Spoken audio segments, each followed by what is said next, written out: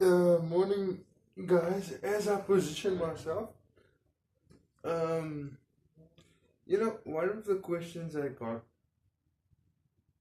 for, you know, what my vlog on disability should be about and what I experience as a person with a disability, particularly in South Africa, still is being stared at. And somebody asked me, well, how do you cope with it? And I particularly, I don't mind it. In fact, there are occasions where I relish it. I relish it. If a beautiful woman is looking at me, you can bet that I'm going to look back at that beautiful woman. Um, but let's look at the root causes of where it comes from, and it particularly um, in some of the areas where I am from. You know, parents still teach their children, don't look, don't stare, munikeki. And then, often what will happen is when I am with my family in the shopping center, or even a friend on a date or whatever, people, let me put it this way, people fear what they do not understand, and they look because they want to understand, but because of how they were raised or brought up. And this is not me reflecting negatively on parenting. In yesterday's vlog, I cautioned parents to let people explore, but in this one, I'm going to do it again, because people haven't been able to explore. They don't know how to put it in words what they're seeing.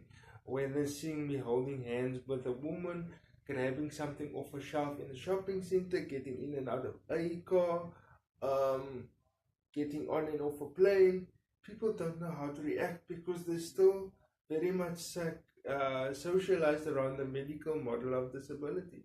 Quite honestly, I don't mind it. Sometimes it's a compliment because let me tell you what happens to somebody like me. A disconnect occurs because, firstly, I'm not saying I'm an FHM model or a Mr. South Africa model, but I didn't exactly fall out of the ugly tree. But because I'm in a wheelchair, um, the disconnect happens where, oh, he's sexy and he's clean shaven, but his wheelchair is telling me not to get the tingles, even though that's what I'm getting. And so it is difficult for people to find the lexicon in order to come up and say hello to me, um, even in their body language, and meet me and be my friend. I remember one day I was in a shop, I was buying a cell phone. And I didn't, because I really have to concentrate to do certain things, especially when it was time to choose and sign the agreement that you have with these things. You know, the little yellow document anyway. And this young girl walks past me, and we're both looking at phones. And she looks at me and she bursts out laughing. And I'm like, Mom, would you look at that? Because my mom was with me, coincidentally. And I was like, Mom, would you look at that? I said, and my mom was like, no, no, no, you're wrong. That's a young woman. And she looked at you and she burst out laughing and she found you attractive. And I'm like, okay. But that's what it is. Firstly, I also get the giggles when I'm attracted to a curvy woman with a straight hair, machine straight or naturally straight. It just does it for me. Um, a little bit of lipstick or lip gloss does it, and a nice fragrant perfume. I mean, that works for me. I'm telling you how I stare at women and look at women. So I will never get offended if somebody stares at me. If they point and laugh at something that has gone uh, humiliatingly wrong for me, then that's a different story. If I'm denied service because of my appearance, then that's a different story, depending on where I am, obviously. If I am treated unjustly because of my body language betraying me, then that's a different story.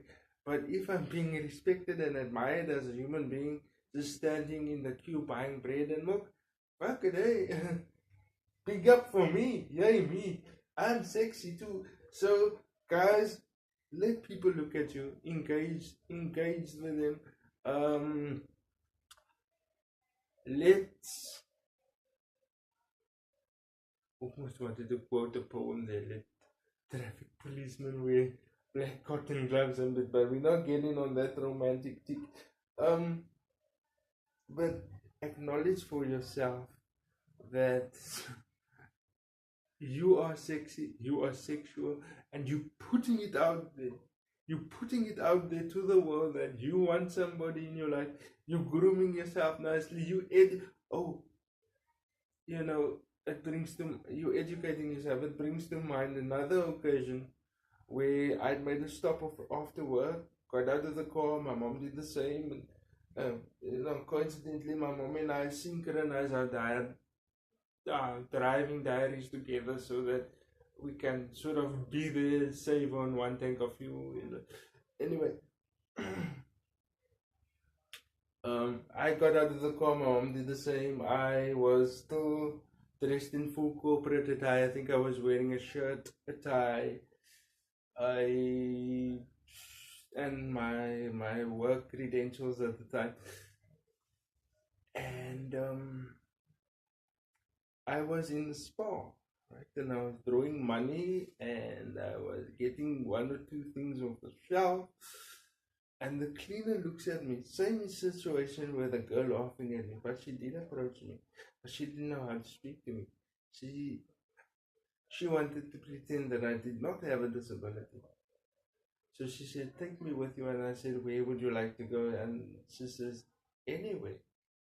And I relate and I start a conversation. And my mother says, "If he loses it in the store, I'm not going to stop him. I'm not going to admonish him. Because we both had hard days at work. I mean, coming in and out of CBD every day. It's a nice life problem to have when you're disabled. But it gets to you as a normal human being. So at 5 o'clock, all you want to do is just get what you need to get and get the fuck home." So anyway, as we walk out of the store, my mom looks at me. She says, "How do you deal with it?" I was like, "I don't know. I'm a trainer. This is what I do." And thank God I have that type of education and corporate skills. So if you ever feel that it gets too much to you, draw back on your own worldview, draw back on your own education to get you through the rough time. Anyway, this is where I'm going to leave it. Sing along song, obviously Boyzone. I love the way you love me.